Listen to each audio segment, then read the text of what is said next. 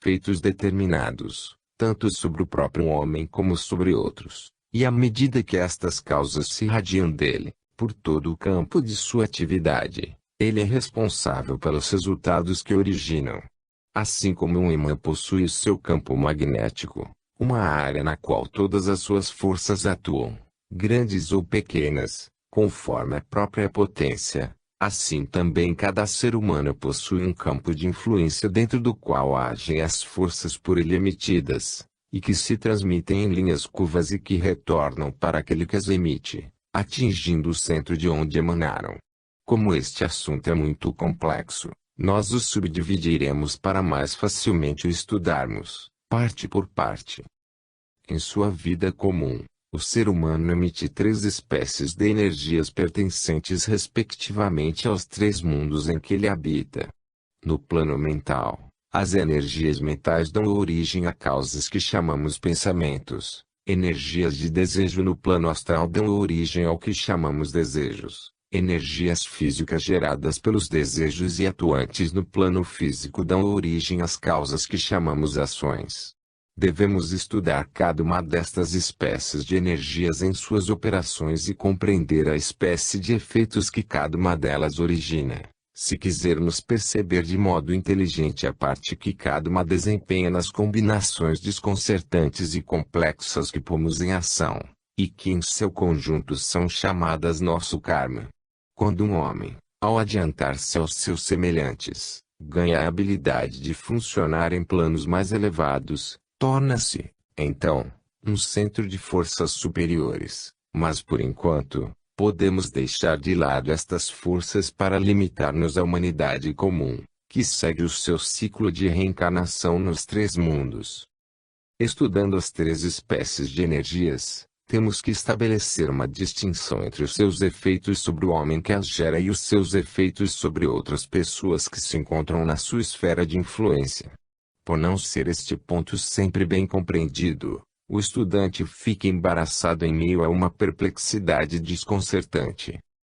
Devemos então lembrar-nos de que cada força age em seu próprio plano e reage nos planos inferiores proporcionalmente à sua intensidade. E o plano no qual é gerada confere-lhe suas características especiais, e reagindo sobre os planos inferiores, provoca vibrações na matéria mais ou menos sutil ou grosseira destes planos, de acordo com a sua natureza original. O motivo que gera a atividade determina o plano ao qual a força pertence. Em seguida, é necessário distinguir entre o karma maduro, isto é, pronto para manifestar-se na vida presente sob a forma de acontecimentos inevitáveis, o karma do caráter, que se manifesta pelas tendências resultantes de experiências acumuladas, suscetíveis de serem modificadas na vida presente pelo mesmo poder, o ego, que as criou no passado, e, finalmente, o karma que está sendo formado agora, e que dará origem a acontecimentos futuros e ao caráter futuro.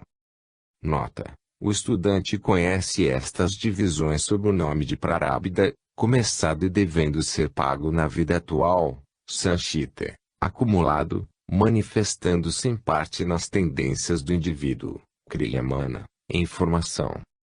Além disso, devemos levar em conta o fato de que, na determinação mesmo de seu karma individual, o homem estabelece relações com outras pessoas, tornando-se, assim, membro de grupos diversos, família, nação, raça, e participa, como membro, do karma coletivo de cada um desses grupos. Pode-se perceber que o estudo do karma é um dos mais complexos, contudo, pela percepção dos princípios fundamentais de seu modo de operar, expostos acima, pode nos dar uma ideia coerente de seu processo geral, sem muita dificuldade. E os detalhes podem ser estudados mais demoradamente sempre que a oportunidade se apresentar. Não importa que os detalhes sejam compreendidos ou não, o essencial é não esquecer jamais que cada ser humano é quem gera o seu karma, criando igualmente suas capacidades e suas limitações e que, trabalhando constantemente com as capacidades que criou e dentro das limitações que a si mesmo impôs, ele permanece sempre como um indivíduo, alma vivente, com o poder de aumentar as suas capacidades ou diminuí-las, de aumentar as suas limitações ou restringi-las. Ele mesmo forjou as cadeias que o prendem, mas pode enfraquecê-las ou torná-las mais firmes. Ele mesmo construiu a casa em que habita e pode, à vontade, melhorá-la, deteriorá-la, ou reconstruí-la. Incessantemente trabalhamos na argila plástica que podemos modelar conforme nossa imaginação, mas a argila endurece e torna-se como o ferro, conservando a forma que lhe havíamos dado. É isto que exprime um provérbio do Hitopadesa, que Siri Arnold assim traduziu. Vede. A argila ao fogo endurece e torna-se ferro, mas o oleiro foi quem modelou a argila. O destino, hoje, é quem domina. O homem, ontem, é quem dominou. Assim somos todos senhores do nosso futuro, por mais obstáculos que encontremos hoje como frutos do nosso passado. Vamos agora retornar, na ordem iniciada, às divisões estabelecidas mais acima, para facilitar o estudo do karma. 3 classes de causas, com seus efeitos sobre o seu criador e sobre aqueles que ele influencia. A primeira destas classes compõe-se de nossos pensamentos. O pensamento é o mais importante fator na criação do karma humano, porque manifesta a operação das energias do ser na matéria mental, matéria cujas modalidades mais sutis formam o veículo da individualidade e mesmo em suas modalidades mais grosseiras responde rapidamente a cada vibração de autoconsciência. As vibrações que chamamos de pensamento, a consequência direta da atividade do pensador, dão nascimento a formas de substância mental, ou imagens mentais, que modelam e organizam, como já vimos, o corpo mental do pensador. Cada pensamento modifica esse corpo mental, e as faculdades mentais, em cada vida sucessiva, são elaboradas pelos pensamentos das vidas passadas. Nenhum poder de raciocínio, nenhuma habilidade mental existe que não tenha sido criada pelo próprio homem com auxílio de pensamentos pacientemente repetidos. Por outro lado, nenhuma imagem que ele criou assim é perdida. Todas contribuem para a formação das faculdades, e o agregado de qualquer grupo de imagens mentais entra na formação de uma faculdade que se torna mais forte com cada pensamento adicional ou pela criação de uma imagem mental da mesma natureza. Conhecendo esta lei, o homem pode gradualmente construir para seu uso o caráter mental que deseja, e ele pode fazê-lo com toda precisão e certeza como um pedreiro pode levantar uma parede. A morte não interrompe esse trabalho, ao contrário, libertando dos entraves do corpo, facilita o processo de elaboração das imagens mentais em um órgão definido que chamamos faculdade. O homem traz consigo esta faculdade quando volta ao plano físico, ao renascer, e parte do cérebro do novo corpo é moldada para servir de órgão para esta faculdade, em um processo que será explicado logo adiante. Todas estas faculdades, em seu conjunto, constituem o corpo mental com o qual começa sua nova vida na Terra, e seu cérebro e seu sistema nervoso são conformados de modo a fornecer a esse corpo mental os meios de expressão no plano físico. Assim, as imagens mentais criadas em uma vida aparecem em outra como características e tendências mentais. Eis porque lemos em um dos Upanishads: o homem é uma criatura de pensamento. Naquilo em que ele pensa nesta vida, ele se torna na seguinte. Essa é a lei e ela coloca completamente em nossas mãos a construção do nosso caráter mental. Se nós o construirmos bem, as vantagens e o crédito serão nossos. Se o construirmos mal, o dano e a reprovação serão nossos. O caráter mental é, portanto, um exemplo perfeito do karma individual em sua ação sobre o indivíduo que o criou. Este mesmo indivíduo que estamos considerando, afeta igualmente outros pelos seus pensamentos porque as imagens mentais que formam seu corpo mental, estabelecem vibrações, e assim se reproduzem em formas secundárias. Estas geralmente, estando mescladas com desejo, revestem-se de alguma matéria astral. Em outro livro dei a estas formas pensamentos secundárias o nome de imagens astromentais. Estas formas se destacam do seu criador e levam uma vida quase independente, permanecendo, contudo, em ligação com ele por meio de um laço magnético. Entram em contato com outros indivíduos, sobre os quais atuam, estabelecendo com isso laços kármicos entre estes e aquele, e influem, portanto em larga escala, sobre o ambiente futuro do seu criador. Forjam-se assim laços que em vidas posteriores, vão juntar certas pessoas, para o bem ou para o mal, laços que nos envolvem com parentes, amigos e inimigos, colocando em nosso caminho os que são destinados a ajudar-nos ou a nos dificultar, nossos benfeitores ou aqueles que nos procuram prejudicar. Eis porque uns nos amam, sem que nesta vida tenhamos feito, para isso, coisa alguma, enquanto outros nos odeiam sem que, também, fizéssemos qualquer coisa para merecer o ódio. Ao estudarmos estes resultados, visualizamos um princípio fundamental, ao mesmo tempo que nossos pensamentos, agindo sobre nós mesmos, geram o nosso caráter mental e moral, também contribuem para atrair no futuro pessoas para junto de nós devido à ação desses mesmos pensamentos sobre as outras pessoas. A segunda grande classe de causas é composta de nossos desejos, que nos levam a buscar objetos que nos atraem no mundo exterior. Como um elemento mental sempre se mescla nos desejos humanos, podemos ampliar o termo imagens mentais para incluir os desejos, embora estes se manifestem, principalmente, na matéria astral. Os desejos, agindo sobre aqueles que lhes deu nascimento, moldam e formam o seu corpo de desejos ou corpo astral, e delineiam seu destino quando ele passa para o Kamaloka depois da morte, determinando a natureza do seu corpo astral na próxima encarnação. Quando os desejos são bestiais, intemperantes, cruéis, imundos, são a causa fecunda de moléstias congênitas, de cérebros fracos e doentes, que produzem a epilepsia, a catalepsia e doenças nervosas de toda espécie, de malformações e deformidades físicas, e em casos extremos, de monstruosidades.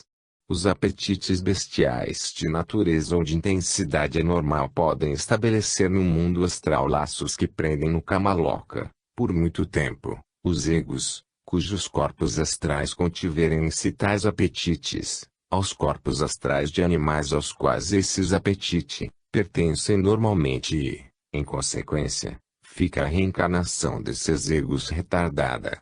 Quando o indivíduo escapa a uma tal sorte, seu corpo astral de aspecto bestial deixa assinaladas suas características no corpo físico da criança em formação, durante o período pré-natal. Tal é a origem dos monstros semi-humanos que surgem ocasionalmente. Os desejos, por serem forças de exteriorização que se prendem aos objetos externos, atraem sempre o ser humano para um meio onde possam encontrar satisfação. O desejo pelas coisas terrestres, ao ligar a alma ao mundo exterior, a atrai para o lugar onde estes objetos ambicionados sejam mais fáceis de obter. Eis porque se diz que o homem nasce segundo os seus desejos. Os desejos são uma das causas do lugar da reencarnação. As imagens astromentais causadas pelos desejos atuam sobre as pessoas como fazem aquelas geradas pelos pensamentos. Os desejos, pois, nos ligam também a outras almas, e muitas vezes por laços poderosos de amor e de ódio, porque, no grau atual da evolução humana, os desejos de um homem comum são geralmente mais fortes e mais firmes do que os seus pensamentos, e por isso influenciam grandemente na formação do grupo de pessoas que se ligarão a ele nas vidas futuras, e podem levá-lo ao encontro de certas pessoas e influências, de cuja conexão consigo ele é totalmente inconsciente. Suponhamos que um homem, ao emitir um pensamento ardente de vingança e ódio, tenha contribuído para impulsionar outro homem a um assassinato. O criador desse pensamento está ligado por seu karma ao autor do crime, muito embora jamais se tenham encontrado no plano físico, e o mal feito a este homem, compelindo-o ao crime, retornará sob a forma de algum dano, em cuja inflição o criminoso de outrora terá sua parte. Muitas vezes um acontecimento inesperado, que é considerado totalmente merecido, é o efeito de uma causa dessa natureza, e enquanto a consciência inferior se revolta sob o sentimento de uma injustiça, a alma aprende e registra uma lição. Nada de injusto pode ferir o homem, mas a sua ausência de memória não invalida a lei. Aprendemos, portanto, que nossos desejos, agindo sobre nós mesmos, formam a nossa natureza astral e influem amplamente, por meio dela, sobre o corpo físico de nossa próxima encarnação, e representam um papel importante na determinação do nosso lugar de nascimento, e, pelo seu efeito sobre outras pessoas, concorrem para atrair em torno de nós, em vidas futuras, seres humanos com os quais estaremos ligados. A terceira grande classe de causas manifesta-se no plano físico sob a forma de ações, produzindo muito karma por seus efeitos sobre as pessoas, mas afetando pouco o homem interior. Essas ações são efeitos dos pensamentos e dos desejos do passado, e o karma que elas representam fica na maior parte esgotado, à medida que acontecem. Podem afetar o homem diretamente na medida em que ele é movido por elas para pensamentos, desejos e emoções novos, mas o impulso gerador destes é secundário, enquanto que o impulso primário está nas ações geradas pelos pensamentos e desejos da vida passada. É igualmente verdadeiro que as ações, frequentemente repetidas, estabelecem no corpo físico um hábito, cujo efeito é limitar a expressão do ego no mundo exterior, mas esse hábito perece com o corpo, e o karma da ação, quanto ao seu efeito sobre a alma, fica assim restringido a uma única encarnação.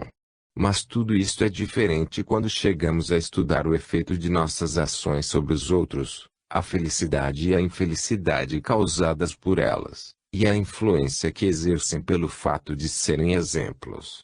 Elas nos ligam aos nossos semelhantes devido a esta influência e constituem, por consequência, um terceiro fator na formação futura do grupo de pessoas de nosso convívio, e são o principal fator na determinação do que pode ser chamado nosso ambiente não humano.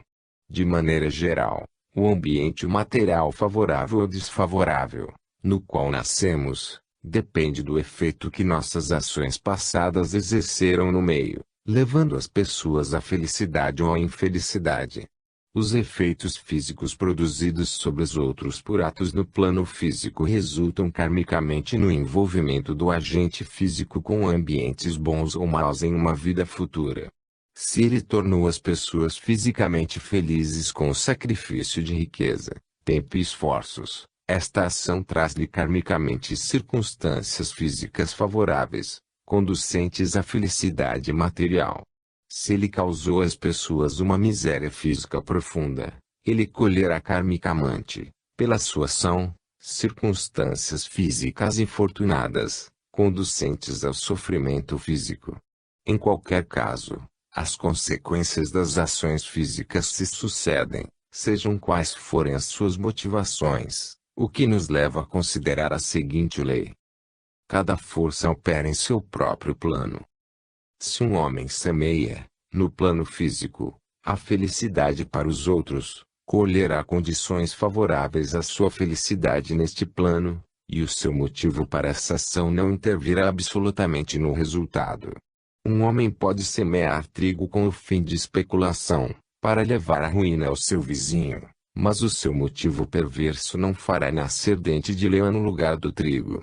O motivo é uma força mental ou astral, conforme procede da vontade ou do desejo, e reage respectivamente sobre o caráter mental e moral, ou sobre a natureza astral. Causar a felicidade física por uma ação é uma força física e opera sobre o plano físico. O homem, por suas ações, afeta seus semelhantes no plano físico, e espalha em torno de si a felicidade ou a miséria, aumentando ou diminuindo a soma do bem-estar humano. Este acréscimo ou diminuição de felicidade pode ser devido a motivos muito diversos, bons, maus ou mistos. Um homem pode fazer uma ação que dá ampla satisfação, por uma simples benevolência, por um anseio de dar felicidade aos seus semelhantes. Suponhamos que, impulsionado por um motivo como esse, ele dá como presente um parque para a cidade para livre uso dos habitantes. Um outro pode executar o mesmo ato por simples ostentação ou pelo desejo de atrair a atenção daqueles que podem conceder distinções sociais, por exemplo, obter um título de nobreza. Um terceiro, enfim, fará a mesma ação por um motivo misto, parte por desinteresse, parte por egoísmo. Os motivos afetarão diferentemente o caráter destes três homens em suas futuras encarnações, para o progresso, para o amesquinhamento ou de modo secundário. Mas o efeito que esta ação produz, levando à felicidade a um grande número de pessoas, não depende do motivo do doador. O povo desfruta igualmente do parque, qualquer que tenha sido a causa da doação, e este desfrute, devido à ação do doador, torna a natureza uma devedora kármica, o que lhe será escrupulosamente pago. Nascerá em um meio confortável, ou mesmo luxuoso, conforme a alegria que derramou. O seu sacrifício de bens físicos lhe trará a recompensa devida ao fruto kármico de sua ação, e este é seu direito. Mas o que fará de sua posição, a felicidade que encontrará em sua riqueza e no meio que o cerca, dependerão essencialmente do seu caráter, e aqui mais uma vez receberá a devida recompensa, porque cada semente produz frutos segundo a sua espécie. Na verdade, os processos do karma são justos.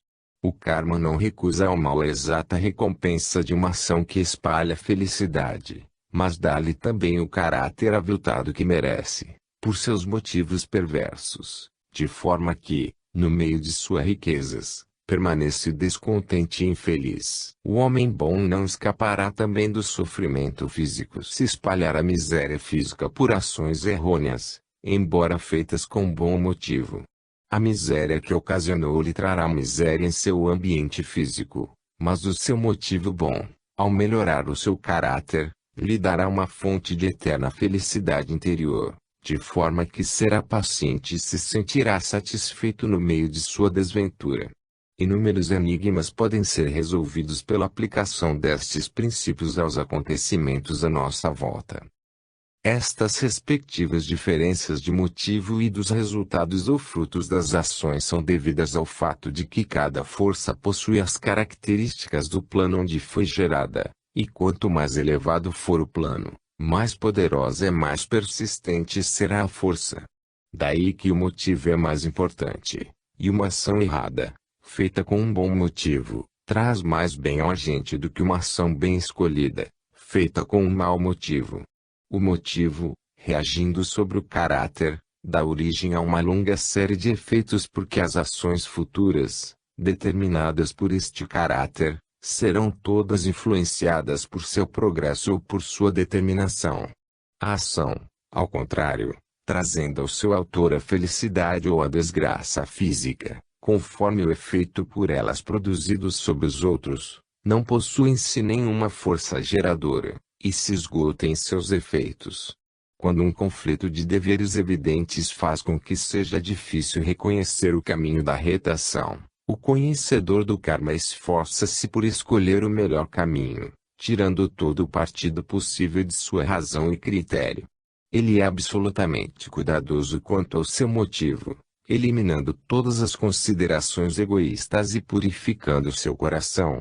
Então ele age sem temor, mas se a sua ação se mostrar errada, aceitará pacientemente o sofrimento dela resultante como uma lição que será útil no futuro.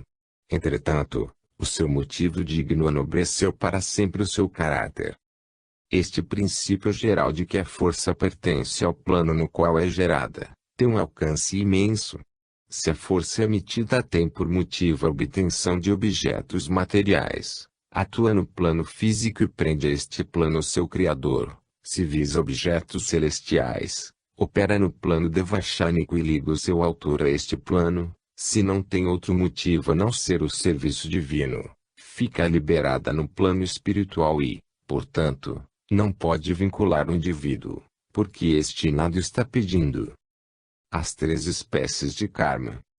O karma maduro é o que está pronto para ser colhido, portanto é inevitável.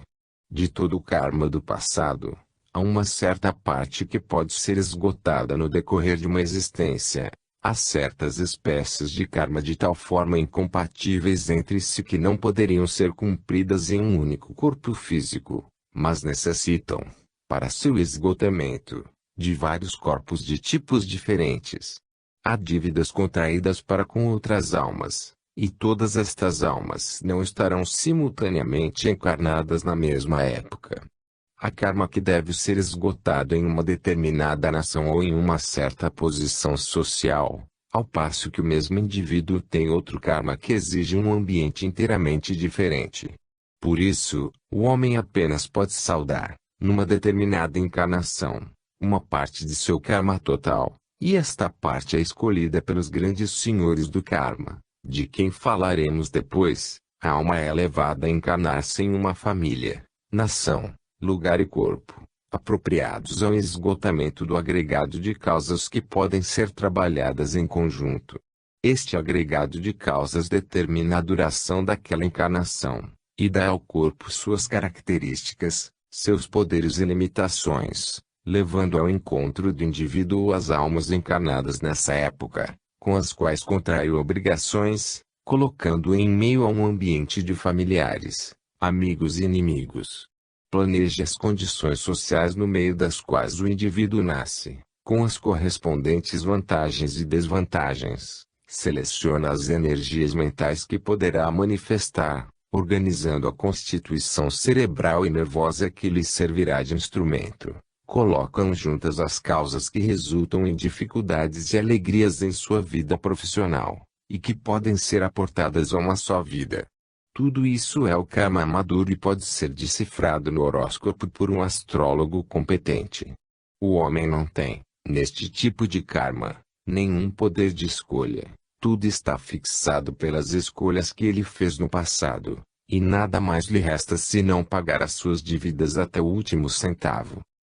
Os corpos físicos, astral e mental, com que a alma se reveste para sua nova existência terrestre, são, como já vimos, o resultado direto de seu passado e formam, no karma maduro, uma das mais importantes partes. Eles limitam de todos os lados a alma do homem, e seu passado levanta-se diante dele para julgá-lo, estabelecendo as limitações que a si mesmo impôs. O homem sábio compreende que não pode escapar a estas condições, aceita-as alegremente e faz todos os esforços para melhorá-las gradualmente. Há uma outra espécie de karma maduro, que é de importância muito séria, o das ações inevitáveis. Toda ação é a expressão final de uma série de pensamentos. Tirando da química uma comparação, obtemos uma solução saturada de pensamentos juntando sucessivamente pensamentos da mesma natureza, até que um outro pensamento, ou mesmo um simples impulso, uma vibração de fora, basta para produzir a cristalização do conjunto, isto é, a ação que exprime estes pensamentos. Se reiterarmos com persistência pensamentos da mesma espécie, por exemplo, de vingança, atingiremos finalmente o ponto de saturação, e qualquer impulso cristalizará esses pensamentos em uma ação, e resulta um crime. Se alimentarmos persistentemente pensamentos de auxílio para alguém, até o ponto de saturação, eles, sob o impulso de uma ocasião favorável, cristalizar-se-ão em um alto heroísmo. Um homem pode trazer consigo, ao nascer, algum karma maduro deste gênero, e a primeira vibração que entrar em contato com este amontoado de pensamentos prestes a transformarem-se em ação bastará para precipitá-lo inconscientemente, sem repetir a vontade, na execução do ato. Não tem tempo de pensar, está em um estado em que a menor vibração do mental provoca a ação, pois em uma posição de equilíbrio instável, o menor choque o desequilibra. Em tais circunstâncias vemos muitas vezes o homem admirar-se de ter podido cometer um tal crime ou um ato de tão sublime devotamento. Eu o fiz sem pensar, exclama, ignorando que pensou tantas vezes no ato que este se tornou inevitável. Quando um homem tenta repetidas vezes fazer uma ação, sua vontade acaba por ficar irrevogavelmente fixada, E o momento da realização não é mais que uma questão de circunstâncias. Enquanto lhe sobra tempo para pensar, sua liberdade de escolha permanece, porque pode opor ao antigo pensamento um pensamento novo, destruindo gradualmente a tendência primitiva pela renovação constante de pensamentos contrários. Mas quando a próxima vibração da alma, em resposta a um estímulo significa ação, então o poder de escolha não mais existe. É aqui que reside a solução do antigo problema do determinismo e do livre-arbítrio. O homem, pelo exercício de seu livre-arbítrio, vai gradualmente criando determinismos para, e entre estes dois extremos situam-se todas as combinações de livre-arbítrio e de determinismo, de onde resultam as lutas internas dentro de nós e das quais temos consciência. Criamos continuamente hábitos pela repetição de ações deliberadas, movidas pela vontade. Depois, o hábito torna-se uma limitação e executamos a ação automaticamente. Pode ser que então sejamos levados a concluir que o hábito é mau, e procuremos laboriosamente destruí-lo por pensamentos de natureza oposta.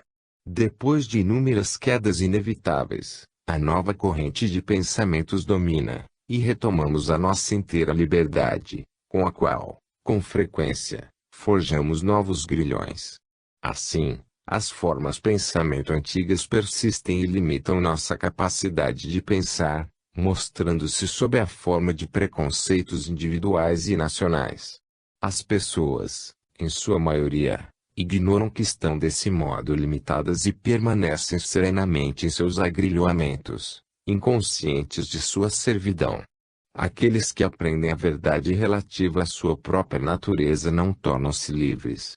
A constituição de nosso cérebro e de nosso sistema nervoso estão entre os determinismos mais acentuados na vida, e nós os tornamos inevitáveis por nossos pensamentos passados, mas agora nos limitam e nos irritamos com frequência com eles. Estes órgãos podem ser melhorados lenta e gradualmente estas limitações podem desaparecer, mas é impossível libertar-nos delas bruscamente. Outra forma deste karma maduro apresenta-se quando os maus pensamentos do passado formaram em torno do indivíduo uma couraça de hábitos maus, que o aprisiona e força a uma vida perversa. Estas ações são as consequências inevitáveis de seu passado, como foi explicado, e ficaram como que suspensas, talvez durante várias vidas porque estas não ofereciam oportunidades para sua manifestação. No entanto, a alma progrediu e desenvolveu nobres qualidades. Em uma determinada vida esta couraça de malignidade do passado encontra a ocasião propícia de manifestar-se, e por isso a alma não consegue demonstrar o seu desenvolvimento posterior. À semelhança de um filhote de ave, pronto para nascer, libertando-se da casca do ovo, a alma sente-se envolvida na camada espessa que a aprisiona, e que é unicamente visível ao olhar externo. Após certo tempo, este karma esgota-se, e por algum acontecimento aparentemente devido ao acaso, como a palavra de um grande instrutor, um livro ou uma conferência, parte-se a casca e a alma emerge subitamente livre. Estas raras e súbitas conversões, mas permanentes, são chamadas os milagres da graça divina de que ouvimos falar. Porém são perfeitamente compreensíveis para quem conhece o karma, e se situam no reino da lei. O karma acumulado, que se manifesta como caráter, está sempre, ao contrário do que acontece ao karma maduro, sujeito a modificações.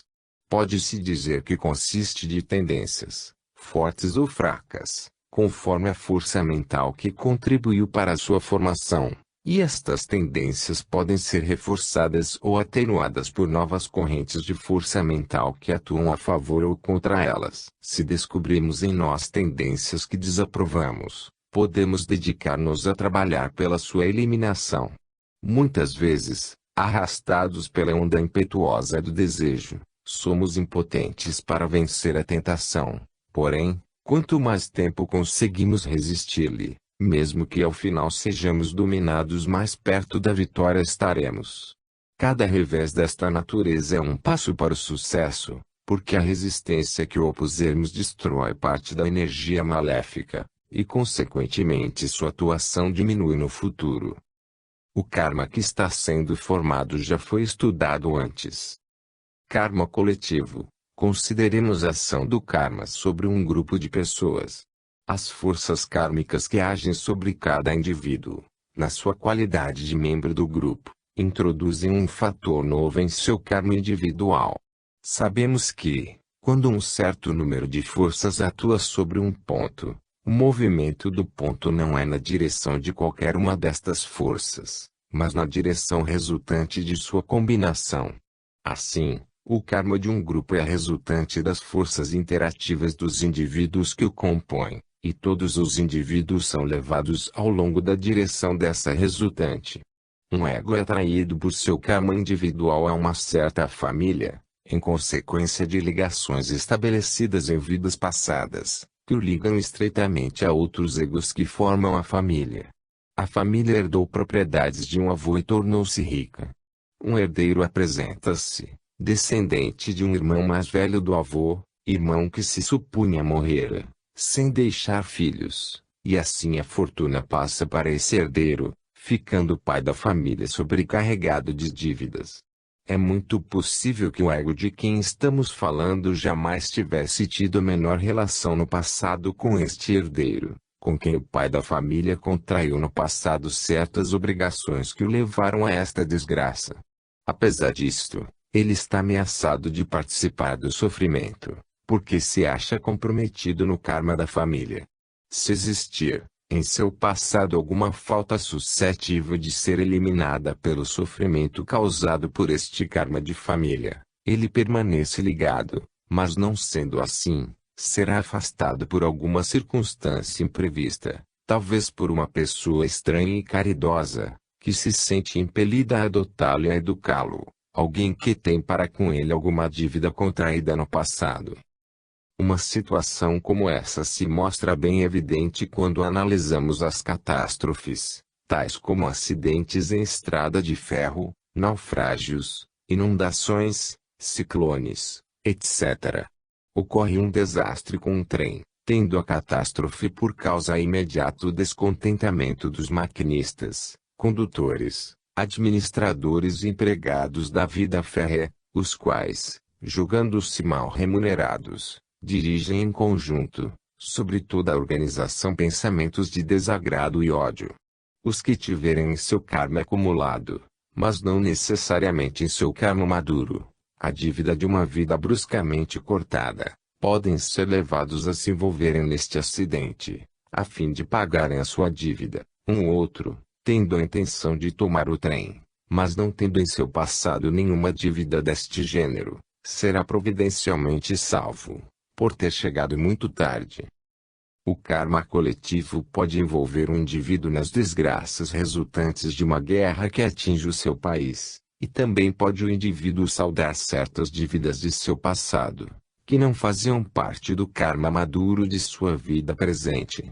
Em caso nenhum o homem pode sofrer pelo que não praticou, mas, se aparece uma oportunidade imprevista de se livrar de uma obrigação passada, é bom que o faça livrando-se para sempre deste encargo. Os senhores do karma são as grandes inteligências espirituais que conservam os registros do karma, ordenando e dispondo as operações complexas da lei kármica. Foram mencionados por H. P. Blavatsky na doutrina secreta como os Lipika ou registradores do karma, e os Maharajas e suas hostes, sendo estes os agentes do karma na Terra. Os Lipika são aqueles que conhecem o registro kármico de todos os seres humanos, e que com uma sabedoria onisciente, escolhem e combinam partes desse registro para delinear o plano de uma determinada existência terrestre. Fornecem a ideia do corpo físico que será a roupagem da alma reencarnante, e que servirá para expressão de suas capacidades e limitações. Esta ideia é tomada pelo Maharajas e elaborada na forma de um modelo detalhado que eles transmitem a um dos seus agentes inferiores para ser copiado. Esta cópia é duplo etérico, a matriz do corpo físico, sendo os materiais de um e de outro tirados da própria mãe e, por isso, sujeitos à hereditariedade física. A raça, o país, os pais, são escolhidos conforme a capacidade que tenham de prover ao corpo físico do ego reencarnante os materiais adequados e de propiciar, em sua juventude, as circunstâncias mais favoráveis. A hereditariedade física da família proporciona certos tipos e desenvolveu algumas combinações materiais especiais. Doenças hereditárias e sensibilidade hereditária do sistema nervoso implicam em combinações específicas da matéria física, suscetíveis de transmissão. Um ego que desenvolveu, em seus corpos mental e astral, certas particularidades, exigindo, para sua expressão no plano físico, características especiais do corpo físico, será levado para pais cuja hereditariedade física corresponde às condições requeridas. Assim, um ego dotado de faculdades artísticas musicais, de ordem elevada, será levado a encarnar-se em uma família de músicos, onde os materiais que servem para a construção do duplo etérico e do corpo denso foram elaborados previamente e podem prestar-se às suas necessidades. E o tipo hereditário do sistema nervoso lhe fornecerá o delicado aparelho indispensável para a expressão de suas faculdades. Um ego de caráter perverso será conduzido a uma família grosseira e malévola, em que os corpos encerram condições grosseiras e que proporcionará um corpo capaz de vibrar com os impulsos de sua natureza mental e astral. Um ego que se deixou arrastar pelos excessos de seu corpo astral e mental inferior, que se abandonou à embriaguez, por exemplo, será conduzido a encarnar-se em uma família onde o sistema nervoso esteja enfraquecido pelos excessos. Pais alcoólicos lhe fornecerão, para seu invólucro físico, materiais malsãos. É assim que a orientação dos senhores do karma harmoniza os meios com os fins e assegura a execução da justiça. O ego traz consigo suas posses kármicas de faculdades e desejos, e recebe o corpo físico que lhe convém para ser o seu veículo. Como a alma deve voltar à terra até que tenha se libertado de todas as suas dívidas, esgotando assim todo o seu karma individual, e como seus pensamentos e desejos, em cada vida, geram um novo karma, pode apresentar-se na mente a seguinte pergunta: como eliminar de vez esta constante renovação de encadeamentos? Como pode a alma atingir a sua libertação? Chegamos, assim, à questão da cessação do karma e temos de investigar como isto pode acontecer. Antes de tudo, é indispensável compreender claramente qual é, no karma, o elemento que nos prende. A alma, dirigindo suas energias para o exterior, e atraída para algum objeto. E é por esta ligação que retorna ao lugar onde essa atração possa ocorrer pela união com o objeto desejado. Enquanto a alma se prender a um objeto qualquer, será necessário que volte ao lugar em que poderá desfrutar desse objeto. O bom karma liga a alma tanto quanto o mal, porque todo desejo, seja por coisas daqui ou do Devachan, deve atrair a alma para o lugar de sua satisfação. A ação é excitada pelo desejo. Um ato é executado, não por si mesmo, mas como o fim de obter, por meio dele, o objeto desejado, visando conseguir os seus resultados, ou em termos técnicos, o seu desfrute. Os homens trabalham, não por desejarem cavar a terra, construir, tecer, mas porque aspiram aos frutos que resultam dessas atividades, sob a forma de dinheiro ou bens materiais. Um advogado pleiteia não porque procura expor os detalhes áridos de uma questão, mas porque deseja riquezas, fama e distinções. Em torno de nós vemos todos trabalharem por alguma coisa, e o incentivo para suas atividades está no fruto que elas lhes trazem, e não no trabalho. O desejo pelos frutos da ação os leva à ação, e o gozo destes resultados recompensa os seus esforços. O elemento que nos prende no karma é, portanto, o desejo, e quando a alma nada mais deseja sobre a terra ou nos céus, rompe o laço que aprendia a roda das reencarnações, que gira através dos três mundos. A ação, em si mesma, não tem poder algum sobre a alma, porque uma vez concluída, ela se desvanece no passado. Mas o desejo pelos frutos, incessantemente renovado, incita constantemente a alma para novas atividades, e assim novos encadeamentos estão sendo sempre forjados. Também não devemos lamentar quando vemos as pessoas constantemente impelidas à ação pela excitação do desejo, porque o desejo se sobrepõe à negligência, à preguiça, à inércia, incitando os homens à atividade, que lhes traz experiências. Nota: o estudante deve recordar-se de que os vícios indicam o predomínio da guna tamásica e que, enquanto esta guna predominar, os homens não podem sair do mais inferior dos 3 estágios de sua evolução. Veja-se o selvagem que dormita, estendido preguiçosamente na relva. É levado à atividade pela fome, porque deseja o alimento, e para poder satisfazer este desejo, vê-se obrigado a cultivar a paciência, a habilidade e a persistência.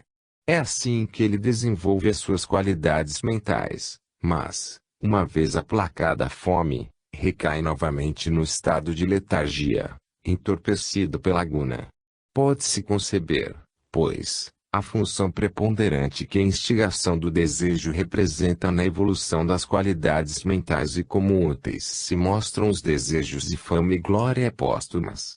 Até que chegue às proximidades da sua divinização, o homem tem necessidade das excitações dos desejos, e estes se tornam mais refinados e menos egoístas à medida que o homem se eleva. Mas, apesar disto, eles o prendem sempre à roda do nascimento, e para sua completa redenção, deve destruí-los. Quando um homem começa a aspirar à libertação, ele é ensinado a praticar a renúncia aos frutos da ação, isto é, a suprimir gradualmente em si mesmo o desejo de possuir qualquer objeto. A princípio, priva-se deliberada e voluntariamente do objeto, e assim se habitua a estar contente sem ele. Depois de certo tempo, o objeto não lhe faz mais falta e também percebe que o próprio desejo se desvanece em sua mente. Neste estágio deve tomar grande cuidado para não negligenciar algum trabalho que seja seu dever, sob o pretexto de que se tornou indiferente ao resultado que mesmo lhe traga, e ele se exercita em cumprir cada dever com firme atenção, mas permanecendo indiferente aos frutos que dele resultem. Uma vez tendo atingido esta perfeição, não tendo mais desejos nem antipatia por objeto algum, o homem não mais criará karma. Cessando de pedir algo da terra ou do céu, Devachan, não será mais atraído para nenhum destes mundos. O que estes mundos lhe poderiam proporcionar já não mais deseja, pois partiu todas as cadeias que o ligavam a eles. Esta é a cessação do karma individual, pelo menos no que se refere à produção de karma novo. Mas a alma não deve somente cessar de forjar novas cadeias, deve também desembaraçar-se das antigas, e deve-se deixar que estas se enfraqueçam gradualmente ou sejam quebradas deliberadamente. Para romper estas algemas é indispensável possuir conhecimento, um conhecimento capaz de contemplar o passado a fim de ver as causas que aí entraram em ação e agora produzem seus efeitos.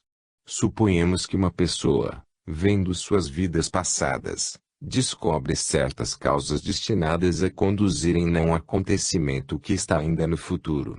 Suponhamos mais que estas causas sejam pensamentos de ódio para alguém que lhe fez mal, e que estes pensamentos devem, dentro de um ano, produzir sofrimentos ao autor deste mal. A pessoa que consideramos poderá introduzir uma nova causa para mesclar-se com as causas do passado, e ele poderá neutralizá-las por fortes pensamentos de amor e boa vontade, que as dissolverão, impedindo assim que desencadeiem aquele evento, inevitável de outro modo, e que, por sua vez, geraria uma nova dificuldade kármica. Assim, essa pessoa pode neutralizar as forças procedentes do passado, opondo-lhes forças iguais e contrárias, e pode, deste modo, queimar seu karma pelo conhecimento. De maneira análoga, ele pode anular o karma gerado em sua vida atual, e que normalmente produziria seus efeitos em futuras existências. O homem pode ainda ser impedido por obrigações contraídas para com outras almas no passado, por malhas feitas às mesmas, ou por deveres a cumprir para com elas. Utilizando o seu conhecimento, ele pode encontrar estas almas, estejam no mundo físico ou em um dos outros dois, e procurar oportunidades de lhes ser útil.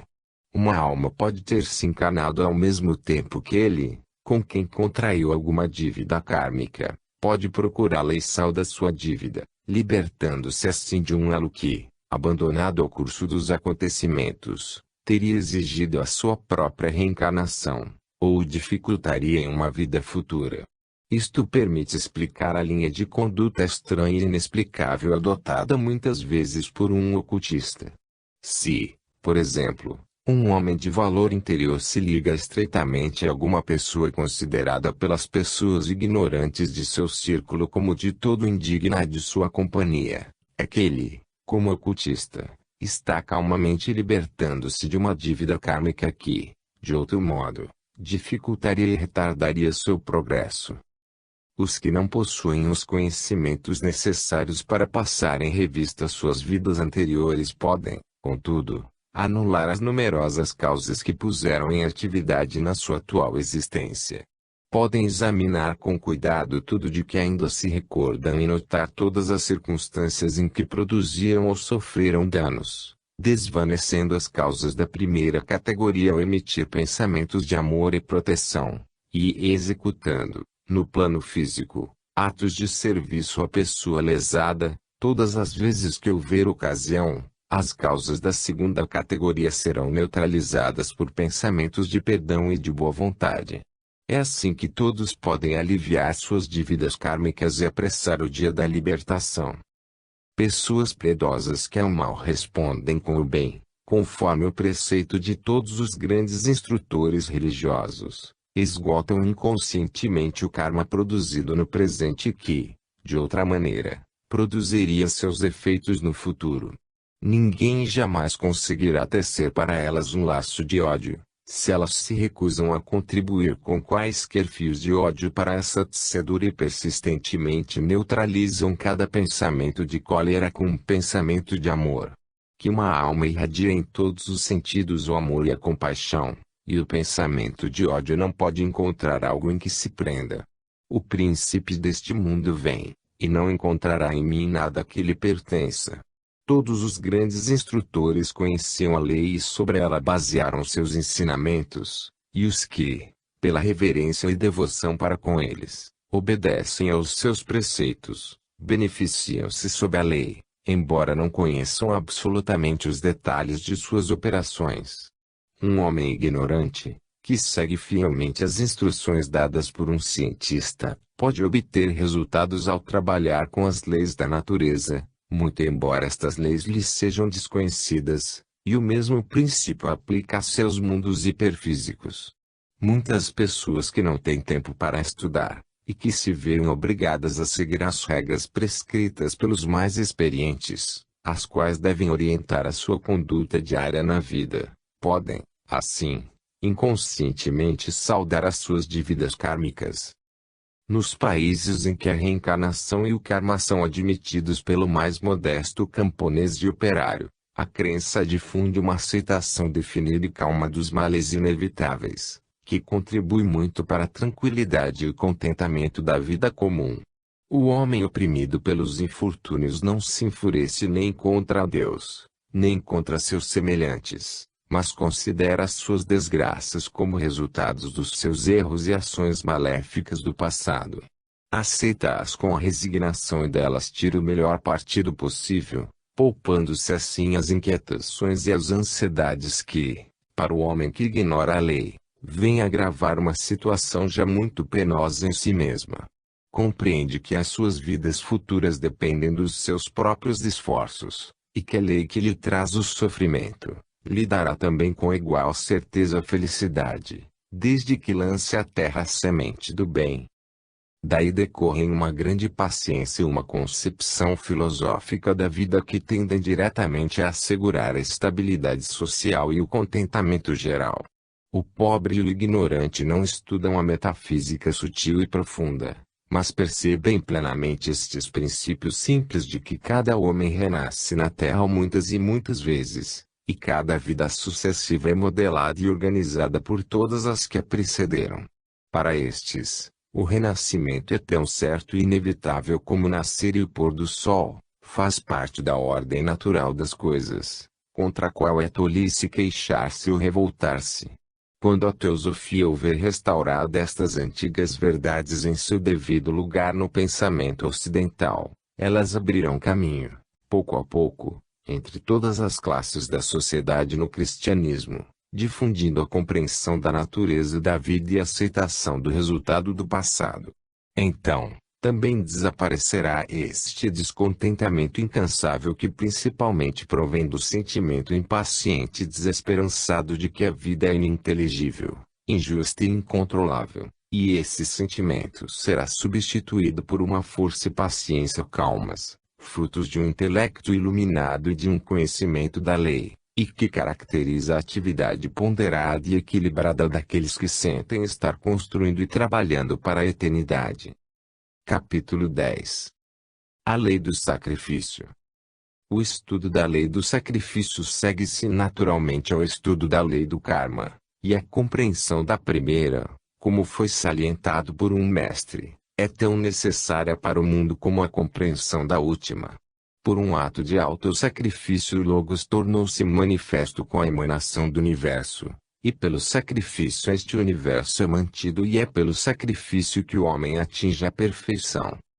Nota: os hindus recordar-se-ão das primeiras palavras do Brihadaranyaka-upanishad, proclamando a alvorada universal que surge pelo sacrifício.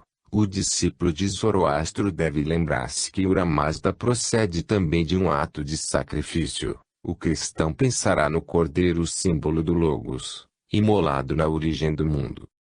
Daí se conclui que toda religião nascida da antiga sabedoria tem como ensinamento fundamental o sacrifício, e algumas das mais profundas verdades do ocultismo têm suas raízes na lei do sacrifício. Procurando compreender, embora imperfeitamente, a natureza do sacrifício do Logos, poderemos evitar o erro muito generalizado de considerar o sacrifício como coisa essencialmente penosa, e ver que, em sua essência, o sacrifício é uma efusão espontânea e jubilosa da vida para que outros possam compartilhá-la. A dor somente aparece quando há discórdia na natureza do sacrifício, entre o superior, cuja alegria está em dar, e o inferior, cuja satisfação está em tomar e reter. É somente esta discórdia que introduz o elemento de dor, e na perfeição suprema, no Logos, discórdia alguma poderá nascer. O uno é o acorde perfeito do ser, de infinitas melodias consonantes que se consubstanciam em uma única nota, na qual a vida, a sabedoria e a bem-aventurança se fundem na tônica da existência. O sacrifício do Logos acha-se na sua voluntária limitação de sua infinita vida a fim de que ele possa se manifestar. Simbolicamente, no oceano infinito da luz, cujo centro está em toda a parte e a circunferência em parte alguma, surge uma esfera imensa, plena de luz viva, um Logos, e a superfície da esfera é a sua vontade de limitar-se para que ele possa tornar-se manifesto, é o seu véu, no qual se envolve para que no seu interior um universo possa tomar forma. Nota: é este o poder autolimitador do Logos, seu Maya, princípio da limitação, pelo qual todas as formas são geradas. Sua vida aparece como espírito e seu Maya como matéria e os dois são inseparáveis enquanto durar a manifestação. Aquilo para o qual o sacrifício é feito não existe ainda. O seu futuro ser repousa no pensamento do Logos. É a ele que deve sua concepção. É também a ele que mais tarde vai dever sua vida múltipla e infinita.